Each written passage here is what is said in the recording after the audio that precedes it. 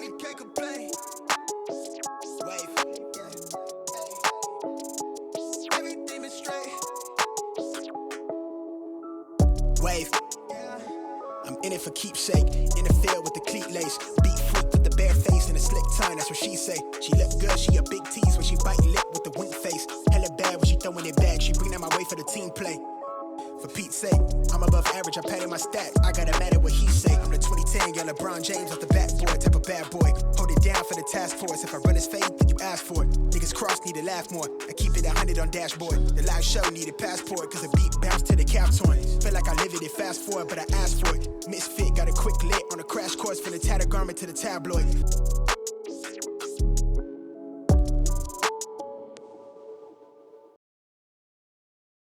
What is going on YouTube land? I am Chris Catalunya. Before we get into this shoe review today, go and check out my Instagram, Chris Catalunya with the underscore at the end. Go ahead and like, subscribe, and hit that notification bell so you know when I upload a new video. Fight the algorithm. And guys, let's get this channel to that 20,000 subscriber mark. I would greatly appreciate it. It would be hella dope. Now, today we are taking a look at that collaborative effort between Nike SB and Stingwater on this Nike SB Dunk Low. It's a pretty dope shoe. The shoe released on May 10th, 2021, and I was lucky enough to have hit locally on the Cop Day app at No Comply, Austin, Texas. Now, I'm probably gonna get some flack for this. I'd be lying to you if I said I knew who Daniel Kim was and his contributions to the skate community, and I'd be lying too if I told you I knew what Stingwater was prior to this release, because I honestly didn't. I actually had to look it up. However, I did do some light reading, I did do some of the research, and it turns out this dude, he resides in the DC area and he skates the DMV area pretty regularly. It's kind of funny because Daniel Kim, while growing up, said that he would skate his DC shoes, but in public, like at school or something, he would rock his Nike SB Dunks because he wanted to protect them and like maintain the look. He didn't want to get it super tattered like what would happen in skating, and I can relate to that. Definitely I would wear my iPads or my etnies to skate and then keep my dunks on ice. I get it. I did not know, but there was a brief moment where Daniel Kim was affiliated with 10 Deep and DGK. His connection to Nike started in 2014, where he was a sales representative for the Nike SB brand.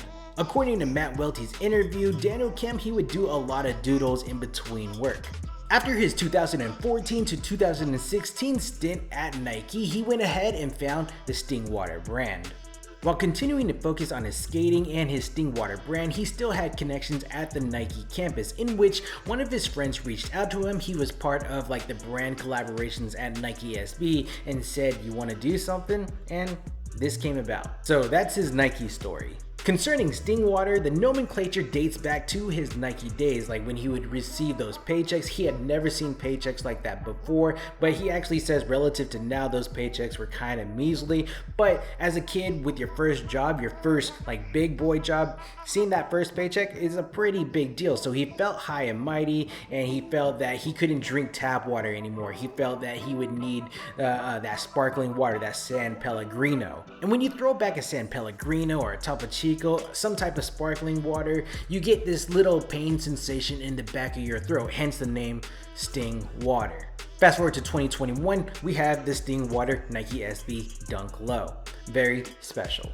The Stingwater Dunks are pretty limited and were only made available to Nike Orange Label shops. Not all Nike SB shops got this shoe, so like No Comply here in Austin, Texas, or Select Skate Shop down in Houston, they got this shoe. But shops here in San Antonio that carry Nike SBs didn't. And yes, this was made available on the sneakers app, but I don't know anyone personally that hit. The Stingwater Dunks, they retailed at a price point of $125 USD at your tax and your VAT, just based on where you reside. Looking at resale like StockX, GOAT, SneakerCon, this is hitting anywhere between $300 and $400 USD. Again, just dependent on the size that you need. Do you know what an Amanita Muscaria is? Well, it's a type of mushroom in which the theming of the shoe is based on. More familiar to you in pop culture, it is the mushroom that's in Super Mario Brothers. The upper of this Stingwater dunk is composed of several different materials from leather to plastic to corduroy. Taking a closer look, we have flat red leather panels on the lateral, the medial, and the vamp of the shoe with perforated holes for breathability. The lateral side and the medial side are different in that the Stingwater logo is embroidered in white on the lateral side with the letters falling off towards the end. Unlike your typical Nike SB Dunk where we would have that giant Nike swoosh wrapping around from lateral to the medial side of the shoe, instead we have the jewel swoosh logo, otherwise known as the Carolyn Davidson Nike swoosh. And this same swoosh, this jewel icon, was on an Air Force One that P. Diddy and Mace made famous back in the day. If you're looking at the Stingwater Dunk and you're getting safari vibes, you definitely wouldn't be in the wrong camp. Daniel Kim, he was inspired by that 2016 release of the Air Max Atmos Safaris, and while at Nike he would do up these doodles of like dunks in the safari print, in which his counterparts were like, dude, that's never gonna happen, safari print is a heritage item. And funny, 5 years down the road you get a safari inspired dunk.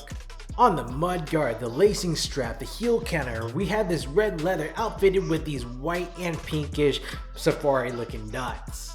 Getting to the heel tab, we have Nike spelled out in white embroidery in reversed fashion.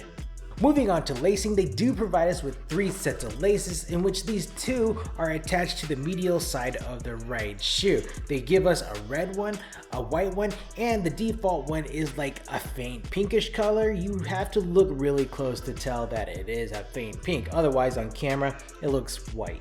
Behind those sets of laces is the padded tongue, and in this particular iteration of the Nike SB Dunk, I must say it does live up to that name very special. It's like a moniker for Stingwater.